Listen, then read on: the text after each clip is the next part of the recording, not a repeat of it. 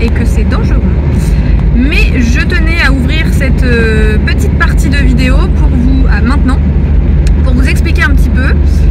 Il y a quelques jours, une personne qui tient une épicerie de produits en vrac m'a contactée parce qu'elle fait de temps en temps des événements dans sa jolie boutique qui fait aussi café, et elle m'a proposé de venir exposer certains de mes produits dans sa boutique le temps des 2 semaines de février, les 2 premières semaines de février.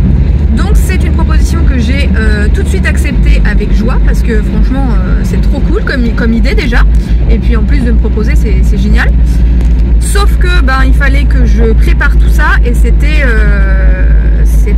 là le 1er février, c'est samedi, moi quand je vous parle on est mardi, et elle m'a proposé ça il y a 3 jours. Donc il fallait que je me dépêche de préparer tout ça. Donc c'est ce que j'ai fait hier, surtout hier lundi. J'ai eu toute ma journée consacrée au tricot, donc je me suis dépêchée à fond, et donc aujourd'hui je peux livrer mes produits. Quand je dis qu'il fallait que je prépare et que je me suis dépêchée, c'est qu'il fallait que je tricote certains produits que je n'avais pas en stock. Il y a certains produits que je fais moi-même qui n'étaient pas dispo encore en stock, donc voilà, j'ai passé la journée hier à tricoter. J'ai fini tard, mais je suis contente. En plus il fallait aussi préparer tout ce qui était étiquetage, et puis les papiers pour lui faire un récap de tout ce que je lui ai déposé. Donc voilà, tout ça c'est bon.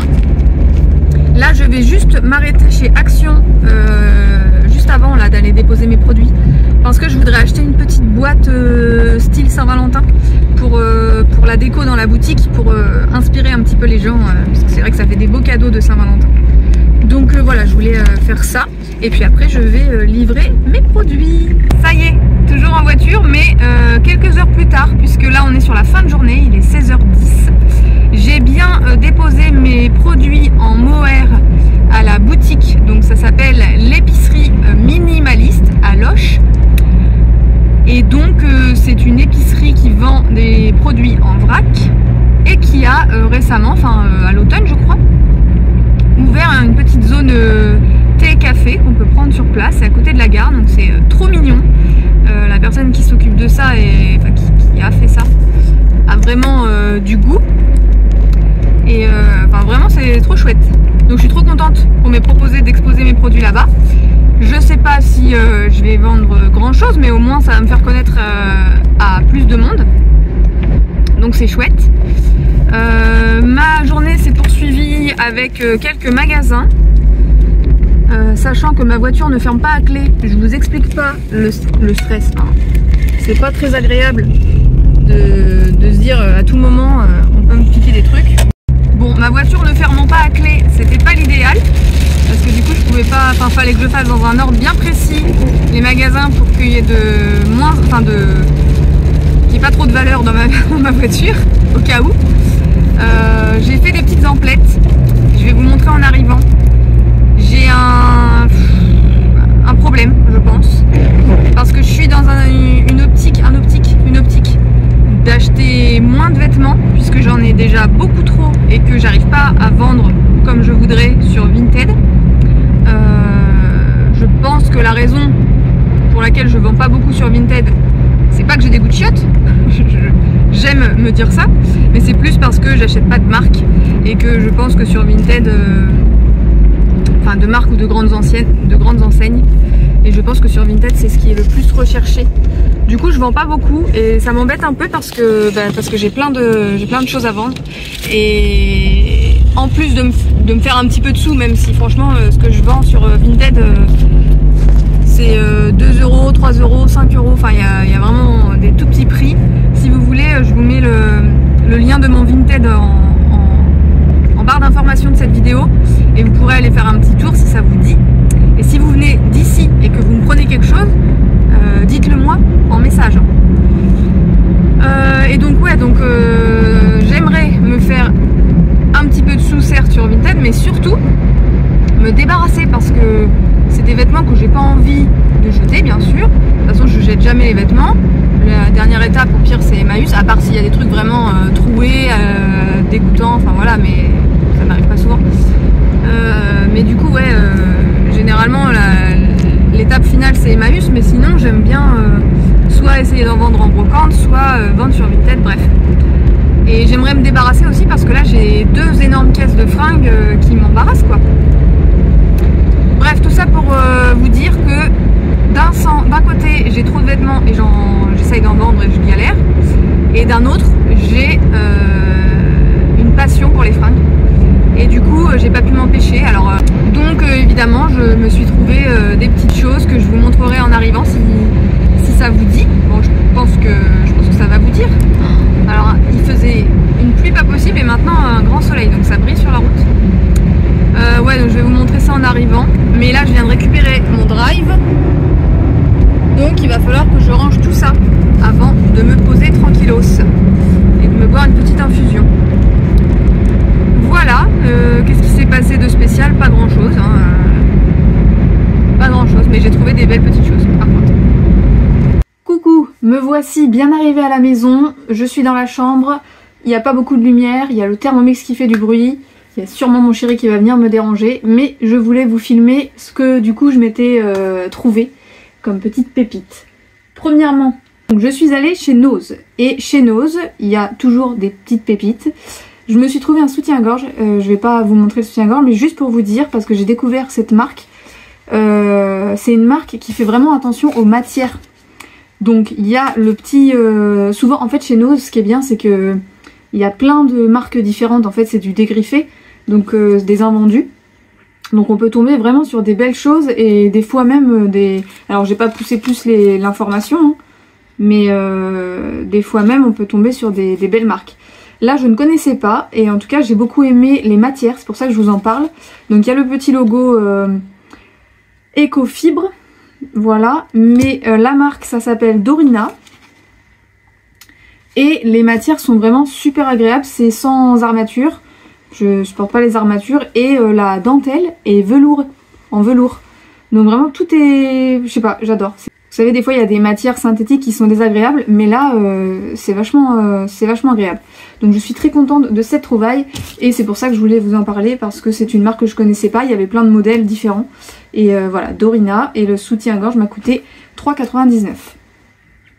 Ensuite, je vous montre ce que j'ai trouvé, peut-être d'abord chez Gémeaux, ou est-ce que je continue chez Nose? On s'en fout. Chez Gémeaux, j'ai juste fait un petit tour pour voir parce que dernièrement j'ai développé un amour pour une paire de Santiago chez Eram et elles sont très chères, mais en même temps c'est de la qualité. Donc je voulais regarder si toutefois chez Gémeaux ils faisaient pas des Santiago, ils n'en font pas du tout.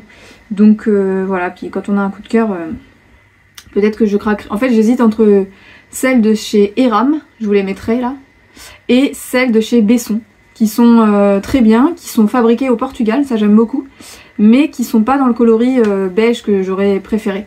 Donc du coup j'hésite, elles sont un petit peu moins chères chez Besson aussi, les deux sont de très bonne qualité. Voilà, j'hésite. Après les Santiago c'est des chaussures qu'on met généralement avec des jupes ou des robes, c'est pas ce que je porte le plus. Après je sais que ça peut aussi se mettre par dessus un pantalon, mais ça fait tout de suite un style un peu plus country qu'avec une robe ou une jupe je trouve. Bref, je sais pas, mais je crois que ça fait des mois que je les ai dans la tête, donc je vais finir par craquer. Mais donc, en faisant un petit tour chez Gémeaux, j'ai quand même regardé les fringues. Et donc je me suis trouvé ce col roulé tout simple, mais en léopard. Je vais vous l'enfiler. Et voilà le résultat. Je sais pas si vous verrez bien. Bon, il est tout simple, hein, de toute façon, il n'y a rien d'exceptionnel. Mais je trouve que c'est toujours bien d'avoir des cols roulés. La matière est agréable, c'est pas une matière naturelle, hein, mais... la matière est agréable, il est vachement élastique. Et puis ça fait tout de suite un petit peu stylé en hiver alors que je suis en col roulé et voilà. J'aime beaucoup. Voilà, il était à 10,99 € et je l'ai eu à 5 € et quelques. Donc c'est aussi un petit peu ce qui m'a décidé, je vous avoue, parce que j'en avais pas non plus extrêmement besoin. Mais je sais que c'est un basique qui me servira, ça c'est sûr, parce que l'hiver... j'aime bien mettre ça sous les pulls ou... enfin voilà. C'est tout doux, tout chaud. Donc voilà. C'en est tout pour Gémeaux. Ensuite, je suis donc allée chez Nose, là où j'ai trouvé le soutien-gorge que j'ai mis d'ailleurs en dessous. Et j'ai trouvé... Alors, par quoi je commence? J'ai trouvé un ensemble d'une marque que je ne connaissais pas. En fait, ça fait des années que je cherche un pantalon cosy pour la maison, tout doux, limite en laine, sauf que généralement, ils sont 10 fois trop grands, ils sont immenses. Et puis, j'en avais acheté un d'ailleurs, j'en ai un là en laine gris. Mais on dirait un éléphant quoi, quand je le mets, on voit qu'il est trop grand, d'ailleurs il me tient pas, bref. Et là j'ai trouvé, alors c'est pas vraiment de la laine, mais vous savez c'est de la... comme les pelotes chenilles. Je crois que ça s'appelle de la chenille, la fibre, enfin le style de laine que c'est. Mais c'est pas naturel en tout cas. Donc j'ai d'abord trouvé ce pantalon beige un peu chiné, voilà, qui était en taille M, donc je me suis dit on verra... si ça va, parce que ces pantalons là comme ils sont déjà de base un peu larges, le M ça aurait pu faire un peu grand, mais bon, voilà. Et à côté j'ai vu ce petit haut dans la même matière mais un ton au dessus, il est plus taupe alors que le pantalon est beige. Voilà, c'est de la marque Blue Pepper, je ne connaissais pas et c'est aussi pour ça que j'avais envie de vous en parler, parce que je suis vraiment trop contente de mes achats, même si j'ai un sentiment de culpabilité parce que j'avais pas besoin, mais je suis quand même contente. Donc la marque c'est ça, voilà, et le haut était à 4,99 chez Nose, mais le prix de base je sais plus, de toute façon j'ai jeté les autres étiquettes, et le bas était à 9,99 et c'est pareil, le bas je ne sais plus le prix de base. La matière c'est polyester et nylon. Mais alors ils sont extrêmement doux, chauds et agréables. Je vous les enfile et je vous montre ça. Et voilà ce que ça donne. C'est une tenue cocooning cosy, hein. Y a rien de fou. C'est tout chaud, donc ça c'est trop agréable. Et la couleur est sympa. Enfin franchement je suis trop contente depuis le temps que je cherchais des fringues de maison tout doux, tout chaud, joli, qui me vont, parce que du coup c'est une taille M mais ça me va quand même. C'est un peu large mais on s'en fout puisque c'est pour la maison. Bon, franchement je suis trop contente. Donc Blue Pepper c'est aussi une jolie... excusez-moi à chaque fois je coupe ma tête. C'est aussi une jolie découverte. Je ne connaissais pas. Et le petit craquage qui n'était... c'est pas qu'il n'était pas utile, enfin non il n'était pas utile. À Noël, j'ai des pulls de Noël. Tout le mois de décembre, je mets des pulls de Noël. Qui sont rangés, je ne sais plus. Ah bah ils sont rangés. Mais ils sont très kitsch Noël. Ce qui fait que des fois j'ai envie de mettre un pull de Noël, mais sans en faire trop non plus. Et j'ai vu ce joli sweat, tout simple, tout sobre, marron. Avec juste de la petite déco de Noël comme ça. Lui, il était à 7,99 je crois. Il va très bien avec ma petite tenue de maison là. Dans les tons, il est marron chocolat, franchement, j'aime beaucoup. Enfin, je suis trop contente de vous montrer ça parce que vous êtes comme mes copines un peu. Je vous montre mes découvertes. Voilà, il a rien de fou justement, c'est ça que j'aime. Et voilà, je suis très contente. Je pense que je vous ai tout montré. Et c'est bien assez, puisque je vous disais, j'avais pas besoin. Mais je suis contente. Voilà. Mais enfin, j'allais oublier la plus grosse pièce que je m'étais trouvée aujourd'hui, chez Leclerc. Alors ça, je l'avais déjà vu. Leclerc, ça dépend des Leclerc. Mais le nôtre, enfin on va à 2 Leclerc différents. Et souvent, il y a la marque Comptoir de Mode qui fait des produits que j'aime beaucoup. Et donc cette combi, c'est une combi comme ça, en velours côtelé beige. Voilà, je l'avais déjà remarqué. Mais je pensais que c'était pas pour moi. Et puis aujourd'hui, je suis retombée dessus. Et je vous l'enfile pour vous montrer. Hop.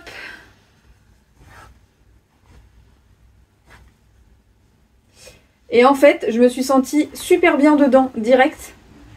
Donc, je me suis dit, allez, je prends. Parce que ça, l'hiver, quand on ne sait pas quoi se mettre, et ben ça fait une tenue sans réfléchir. Là, j'avais des petites chaussures moumoutes, enfin, vous savez, un peu un peu esquimau là, je sais pas comment ça s'appelle. Bref, ça allait très bien avec. Un manteau par-dessus, franchement, ça fait une tenue. Et je suis vachement bien dedans. Je peux rester en pyjama en dessous si je veux. Enfin, franchement, super agréable. Bon, de dos, c'est pas ce qui est le plus flatteur. De toute façon, c'est pas une tenue qui est très flatteuse, mais par contre, c'est une tenue où je vais me sentir bien. Et ça, c'est bien l'essentiel. Elle était à 45 € initialement et je l'ai eu à 13 €. Donc c'est aussi ce qui m'a convaincue, même si c'est mal. C'est pas comme ça que je devrais réfléchir, mais voilà. Ça n'arrive pas souvent, c'est ce qu'il faut se dire. Voilà.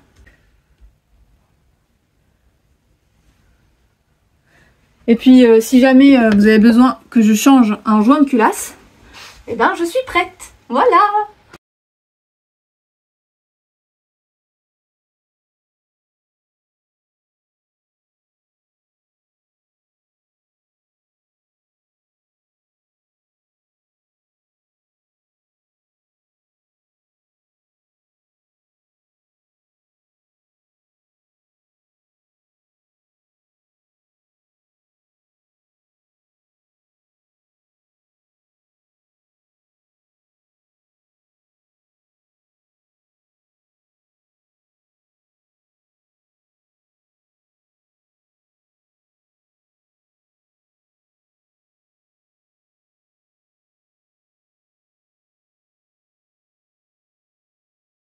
Bonjour tout le monde, bon dans un autre style, je vous retrouve, on est samedi 1er février.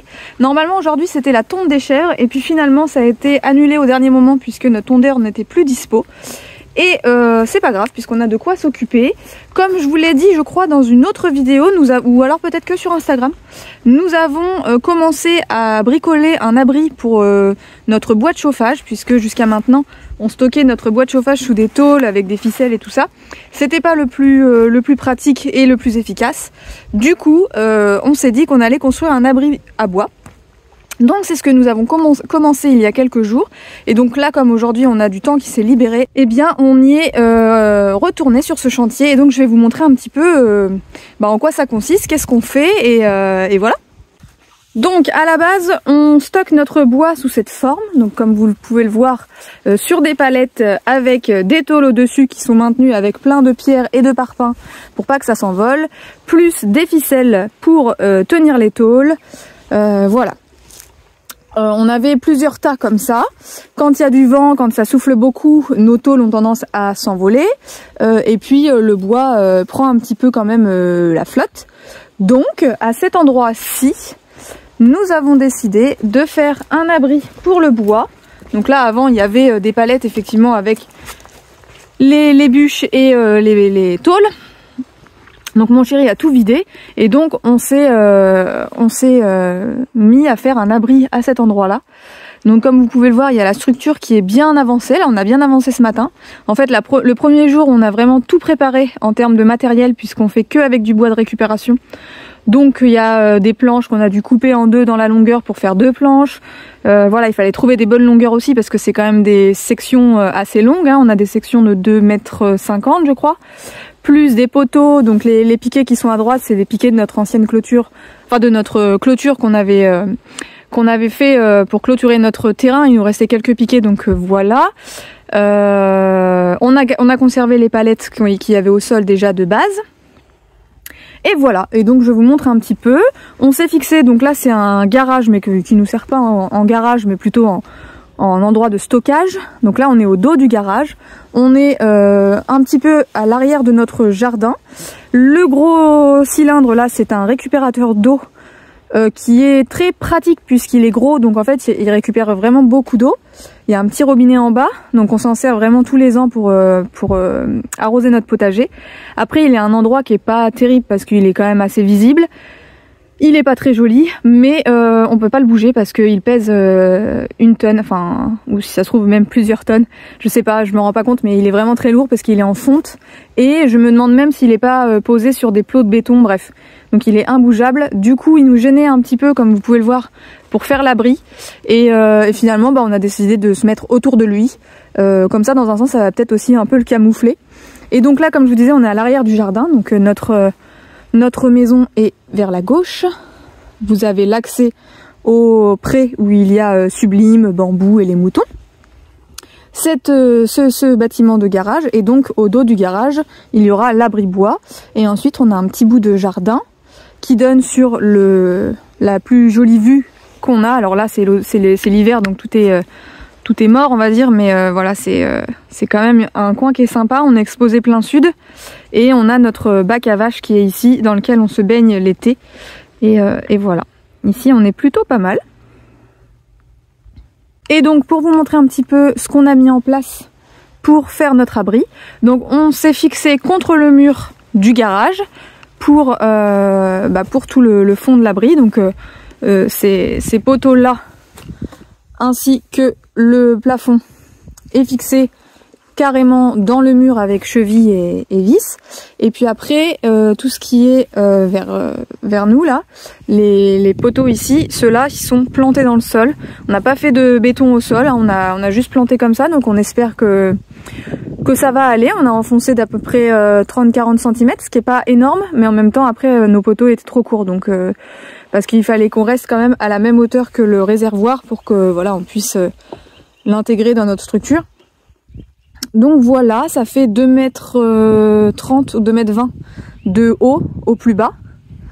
Il n'y a pas beaucoup de pente, mais il y en a quand même, donc espérons que les eaux de pluie vont continuer à bien s'écouler. Et voilà, pour vous faire une vue peut-être un peu plus d'ensemble, je vais me reculer. Et voilà, donc là cet après-midi il nous reste à faire les renforts en façade de chaque côté, plus des renforts au centre aussi, puisqu'on va mettre 2 longueurs de tôle normalement au plafond. Donc je sais pas si on verra grand chose, mais au milieu, voilà, au milieu on va aussi installer des planches pour renforcer le plafond, et ce sera sur cette planche là que les tôles seront fixées aussi. Voilà. Après, dans tous les coins, on va mettre des sortes de jambes de force, un peu des renforts qui vont vraiment lier la structure d'un bloc. Et si on a le temps, on va installer les tôles. Ce serait chouette qu'on finisse ça pour aujourd'hui, comme ça après il n'y aura plus qu'à ranger le bois en dessous. Et on en aura terminé, parce que je vous avoue que ça c'est un chantier que moi je m'étais pas prévu, et ça nous prend du temps, et j'ai hâte de le finir pour pouvoir passer à autre chose, puisque moi j'ai une boutique à la ferme qui m'attend.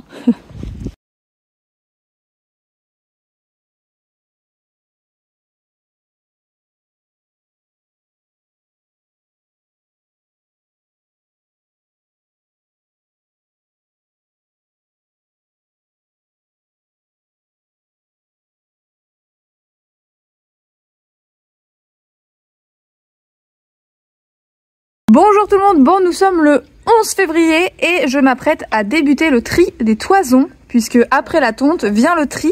Je vous montre un petit peu comment s'est organisé tout ça. Donc voilà mon spot, on est dans la grange et j'ai ma table de tri, j'ai ma petite JBL, ma petite gourde. Une toison est déjà posée sur la table, c'est la toison de vanille. J'ai tous mes sacs de toison qui sont là et qui m'attendent. Tout ça. Alors le gros qui est là c'est les moutons, donc je vais pas m'en occuper tout de suite en tout cas. J'ai mes bacs pour ranger tout ce que j'ai trié. J'ai mes petits chiens qui vont m'assister, mes petits chats, mon petit coq. Voilà, j'ai mis un petit carton avec une couverture pour que les chiens puissent se poser à côté de moi. Et puis c'est parti pour des heures et des heures de tri de cette jolie laine toute douce, toute chaude.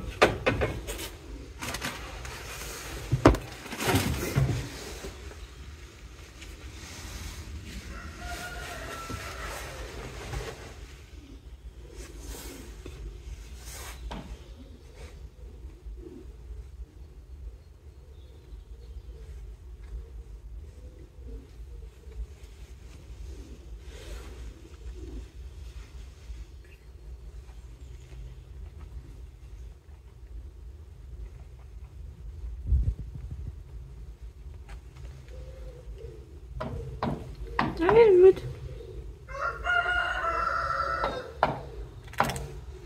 C'est bien, bravo. Bravo. Très bien ça.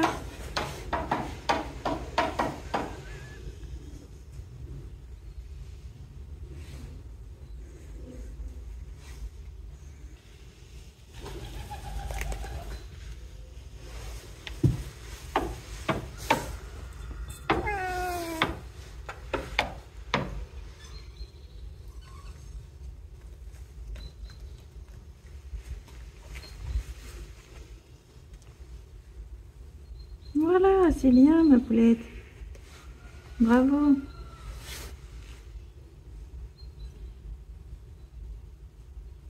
Bonjour tout le monde, bon je vous retrouve dans le champ. Il y a un petit peu de soleil, ça fait du bien, enfin. C'est bien la seule chose qui va d'ailleurs, la météo en ce moment. Parce que du coup je vais vous faire un petit point sur tout ce qui s'est passé et que je n'ai pas filmé durant ce mois de février. Vous en doutez, quand ça va pas trop, du coup je n'ai pas le cœur à filmer. Pour vous faire les choses chronologiquement, déjà dans les choses positives, nous n'avons pas fêté l'anniversaire de Maki. Je voulais, tous les ans je leur fais une petite photo d'anniversaire qui marque le coup. Et donc Maki a eu 9 ans le 8 février, le jour où on a tondu les chèvres. Et cette journée-là on a été bien pris. Et puis voilà, je me suis dit le soir ou le lendemain je ferai une petite photo. Et je ne l'ai pas faite pour la bonne raison que nous avions pas du tout le cœur à la fête. Parce que le jour de la tonte justement des chèvres, Julius, donc on n'a pas à surveiller les chiens comme il fallait. Puisqu'on on était occupés avec les chèvres. Et en fait Julius a mangé des granulés pour bois, qu'on met dans les poêles à bois. Donc ça on le savait pas. Sauf que dans la nuit de samedi à dimanche, donc la tonte était le samedi, il a mangé du coup les granulés le samedi matin. Et dans la nuit de samedi à dimanche, il a essayé de vomir toute la nuit, sans trop réussir, jusqu'au petit matin vers 5 h où effectivement il a vomi l'équivalent de 2 granulés, et j'ai un peu reconnu du coup les granulés de bois. Et de toute façon dans la matinée, je m'étais fait la réflexion qu'il y avait des granulés au sol, dans un seau. Je me suis dit ils vont quand même pas manger ça. Et si. Donc du coup on a suspecté qu'il avait mangé des granulés, on est allé chez un véto en urgence le dimanche, un véto qu'on ne connaît pas, qui lui a fait une radio, qui a révélé donc qu'il était rempli de granulés, son estomac et ses intestins. Enfin en tout cas on voyait que c'était rempli de petites graines, après on voyait pas très bien ce que c'était, mais voilà, c'était fort probable que ce soit ça. Donc la véto nous a conseillé de lui donner de l'eau et de la paraffine toutes les heures dans la bouche par petite quantité pour essayer de faire glisser tout ça et que ça sorte, que ça s'évacue naturellement. Sinon le soir elle nous avait dit si ça passe pas le soir on pourra l'opérer, mais elle nous a dit je vais me renseigner quand même sur cette opération, sachant que c'est un vieux chien qui a déjà été opéré au niveau des intestins parce qu'il a une tumeur, donc il a déjà une suture quelque part. Le dimanche elle était toute seule, alors elle a dit je peux m'arranger pour trouver un collègue pour m'aider, mais bon elle le sentait pas trop, et en plus c'était pas forcément la meilleure des solutions l'opération, parce que il y avait plus de chances, en tout cas il y avait beaucoup de chances d'avoir un choc bactérien, de pas réussir à tout évacuer malgré une opération. L'estomac, l'estomac on n'allait pas l'ouvrir, donc il fallait trouver un moyen de vider cet estomac. Bref, toute la journée, toutes les heures, on a fait marcher Julius, on l'a stimulé, on lui a fait boire du coup cette paraffine. En milieu de journée, ça le faisait vomir la paraffine. Donc c'est bien parce qu'en fait il a vomi des grandes quantités de granulés de bois. Donc ça c'est bien. On s'est dit au moins il a certainement vidé son estomac, et ça c'est déjà pas mal. Et après par contre il avait pas fait caca de la journée, donc on a rappelé la véto pour lui dire. Elle a dit moi je le sens pas trop l'opération ce soir. Il était 20 h. Je vous propose d'attendre demain, de refaire des clichés de radio demain pour voir où ça en est, comment ça a évolué, et on prendra une décision demain. Donc c'est ce qu'on a fait. Donc là on est retourné voir, le dossier a été transmis à nos vétos qu'on a d'habitude pour les chiens, qui ont déjà opéré juste pour sa tumeur. Et du coup on a refait des clichés de radio. L'estomac était vide, donc ça c'était une très bonne nouvelle. Et dans les intestins, il y avait encore quelques granulés, mais c'était beaucoup moins dense, c'était beaucoup moins... ouais, ça avait l'air moins rempli. Alors pourtant, il n'avait pas fait caca pour autant, mais il avait sûrement digéré certaines choses qu'il y avait dans son estomac. Alors quand il a mangé les granulés de bois, c'est parce que le coq a fait tomber la gamelle des chèvres à côté. Comme Julius est aveugle, je pense que dans la précipitation, puisqu'il y avait le coq et Maki, dans la précipitation et la compétition, il a dû manger tout ce qu'il trouvait, dont les granulés de bois. Mais à la base, je pense que la volonté, c'était de manger les granulés des chèvres, qui sont des céréales, plein de céréales différents. Du coup, les vétos, le lundi, ont décidé de garder Julius, de lui mettre une perf, déjà pour le réhydrater, parce qu'il avait pas mal perdu en hydratation, et de lui mettre une sonde dans l'estomac pour lui remplir de paraffine, pour que ça fasse mieux effet, parce que de toute façon il voulait plus l'ingérer, la paraffine ça le dégoûtait je pense. Et donc c'est ce qu'ils ont fait, ils l'ont gardé sous surveillance toute la journée, ils m'ont dit de toute façon vous allez venir le chercher que demain, ça m'a serré le cœur. Et en fait, bonne nouvelle, en fin de journée vers 17h30 ils nous ont appelés en nous disant écoutez il a fait un caca, dans le caca il y a des granulés pour chèvres, il n'y a pas de granulés de bois, si ça se trouve avec la chance qu'on a, c'est que les granulés de bois n'ont pas réussi à sortir de l'estomac vers les intestins. Comme il les a vomis, bon bah du coup il n'y en a plus. Et si ça se trouve, dans ses intestins, ce qu'on voyait à la radio, c'était les granulés des chèvres. Ah oui, ce que je vous ai pas dit, c'est que le lundi matin, juste son état s'était énormément dégradé. Il voulait plus marcher, il fallait le porter. Il boitait énormément de la patte avant droite, d'un coup comme ça. Il était vraiment amorphe sur la table pour faire la radio. Il n'était pas anesthésié et pourtant on avait l'impression tellement il bougeait pas. Enfin, c'était vraiment impressionnant et ça nous a fait vraiment très très peur. Et moi qui m'étais fait la réflexion le samedi matin en voyant les granulés au sol de me dire oh, ils vont quand même pas manger ça. Je m'en voulais énormément du coup de les avoir laissés à disposition. Je me suis dit s'ils meurent à cause de ça, qui c'est du coup en partie de ma faute, et même si c'est un accident, voilà, c'était quand même ma faute de les avoir laissés au sol. Et c'est un chien qui a survécu à une tumeur, qui est devenu aveugle et malgré tout il se bat. S'il meurt à cause d'une bêtise comme ça, c'était horrible. Donc voilà, donc on l'a laissé le lundi, comme je vous disais, ils nous ont rappelé le soir, ils nous ont dit peut-être qu'on a de la chance, que finalement les granulés ne sont pas allés dans les intestins. Et donc il a eu un traitement, oui, la boiterie, c'était peut-être dû à un choc toxique, on va dire, de trop de sucre dans les céréales qu'il avait ingérées, puisqu'il avait mangé une grosse quantité de céréales pour chèvres. Et donc trop de sucre d'un coup, ça peut faire des douleurs aux muscles et des choses comme ça, si j'ai bien compris. Donc voilà, du coup il a eu un traitement anti-inflammatoire pendant 5 jours, qui est maintenant terminé. Et depuis il va beaucoup mieux, il fait caca normalement. Voilà, tout est revenu à la normale. Vraiment on a soufflé parce qu'on a eu extrêmement peur et c'était... on est retombé dans le cauchemar d'il y a 2 ans quand il a eu sa tumeur et qu'on a cru le perdre. Donc voilà pour l'étape Julius. Donc voilà, anniversaire de Maki, étape de Julius.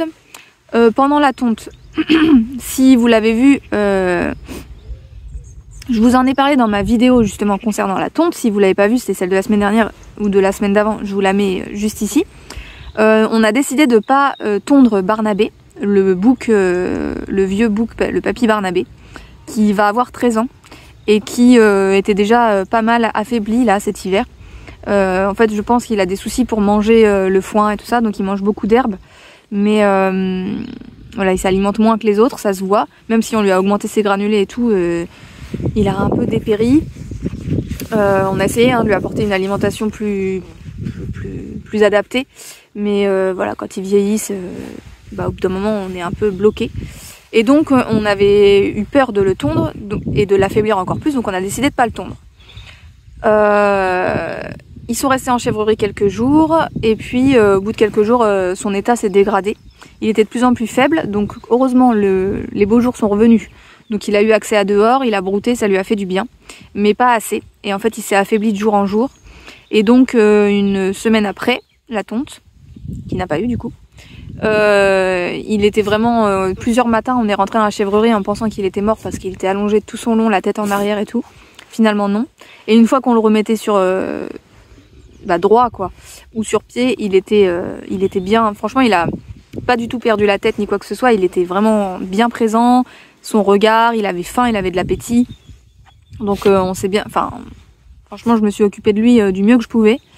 Sauf que le week-end dernier, du coup, il ne se levait plus du tout. Et il tenait à peine debout quand on le mettait debout.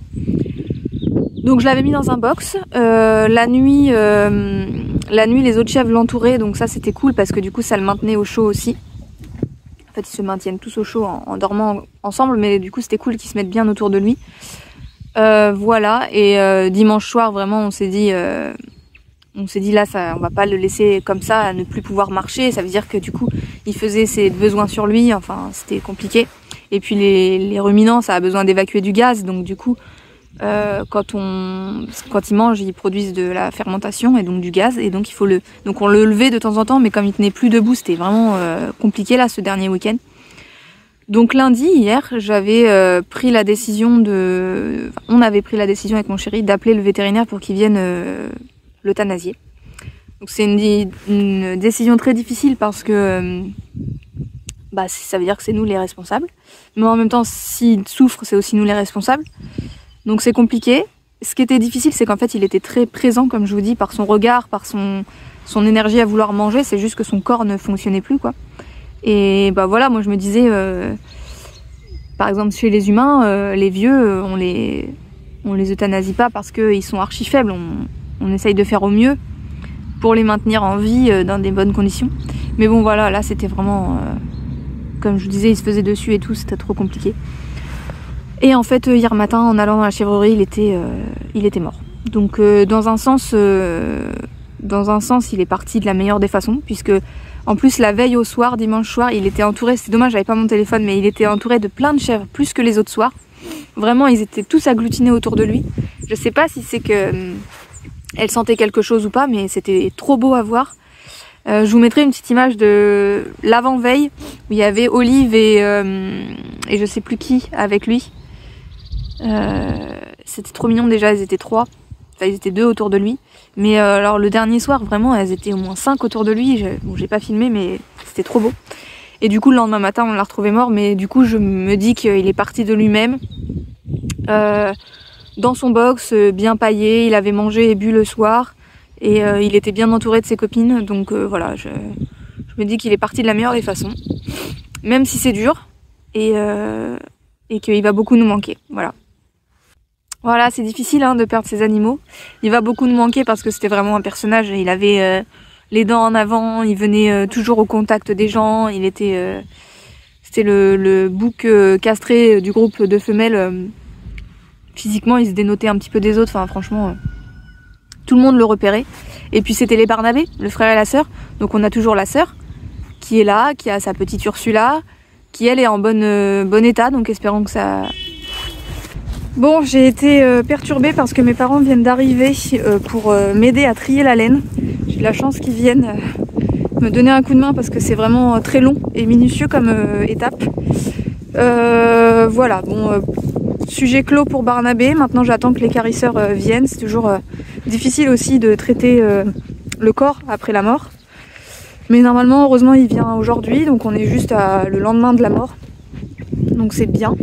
Et puis il fait pas chaud, donc c'est pareil, le corps va pas... C'est pas glamour, mais c'est malheureusement la réalité et on n'en parle pas souvent, donc je me dis que c'est aussi bien d'en parler un petit peu. Voilà pour cette semaine qui est bien chargée. Au boulot, j'ai récupéré une petite mouette qui était pas en forme et finalement blessée à la patte. Je m'en suis occupée de jeudi à hier lundi, pardon. Et ce matin, je l'ai retrouvée morte. Donc j'avais espoir et puis finalement, ça n'a pas marché. Donc je suis dégoûtée et puis chaque jour une mauvaise nouvelle, c'est un peu compliqué. Mais bon, on va essayer de voir les choses positives quand même. Il y a du soleil et les animaux peuvent être dehors, donc ça fait plaisir. Voilà, bon, je vous reprendrai un petit peu plus tard. Et voilà, toutes les toisons sont triées, donc chaque toison a été pesée avant tri et après tri, ce qui fait que je suis en mesure de vous dire que c'est la première année évidemment que nous avons trié 29 kg de laine brute. Et du coup, après le tri, nous en avons plus que 26. C'est la première fois que j'en ai autant et que je vais en envoyer autant. La dernière fois, c'était autour des 20 kilos. Mais c'est normal du coup, puisque à chaque fois, À chaque fois j'ai plus d'animaux puisqu'il y a de la repro entre chaque année. Donc voilà, maintenant il faut que je fasse rentrer tout ça dans ce carton et que j'étiquette tout pour que du coup les gens qui vont réceptionner ma laine pour la filer sachent à quelle catégorie chaque sac correspond. Bon et bien voilà, c'est ici que s'achève cette vidéo du mois de février, j'espère qu'elle vous aura plu.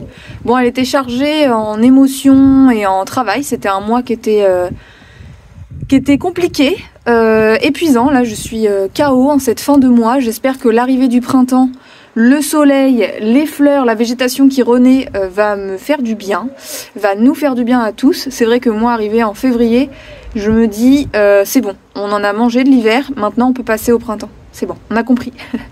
Donc voilà, j'espère que le printemps va pas tarder à arriver. On voit des petits bourgeons déjà, il y a les petites fleurs jaunes là, les petites, je sais plus comment ça s'appelle, qui commencent à pousser. Il y a le mimosa qui est en fleurs. J'ai eu la chance qu'on m'en offre un gros bouquet, donc j'ai fait plusieurs petits bouquets dans la maison. Et franchement, ça fait rentrer le soleil à la maison, ça fait trop du bien. Voilà, donc c'est tout ce que je nous souhaite pour ce mois de mars. C'est un renouveau, d'une belle énergie, du soleil, du bonheur. Voilà. Je nous le souhaite à tous. J'aime bien faire ces vidéos de fin de mois parce que ça me permet de faire un bilan un petit peu de tout ce qui s'est passé. Alors, il y a des fois c'est difficile, comme par exemple pour ce mois de février, et puis il y a des fois c'est super chouette parce que je me remémore et je prends conscience qu'il s'est passé des super choses. Bon là, je vous dis, c'était difficile ce mois-ci, mais il s'est quand même passé de bonnes choses puisque mes petits chiens sont toujours là, Maki a 1 an de plus, Julius va mieux, donc voilà, il y a du positif un petit peu partout à chaque fois, mais c'est parfois difficile de le voir tout de suite en tout cas. Mais voilà, c'est en ça que c'est intéressant de faire un bilan de chaque mois. J'espère que ça vous plaît et je vous invite à faire de même, à faire un petit point sur qu'est-ce qui s'est passé dans votre mois de février, qu'est-ce que vous en tirez, et si ça vous dit, vous pouvez me raconter ça en commentaire, je serais ravie de voir un petit peu tout ce qui s'est passé dans vos vies. Si vous n'avez pas encore liké cette vidéo, je vous invite à le faire. Tous ces petits clics, ces petites choses comme ça, ça booste un peu ma chaîne. Ça, moi, me montre que vous êtes derrière moi, que ça m'encourage beaucoup. Donc ça compte beaucoup et je vous remercie pour ça. Je vous dis rendez-vous dimanche prochain pour une nouvelle vidéo. Et puis, je vous souhaite à tous un très bon mois de mars. Et voilà, à très vite. Bye bye.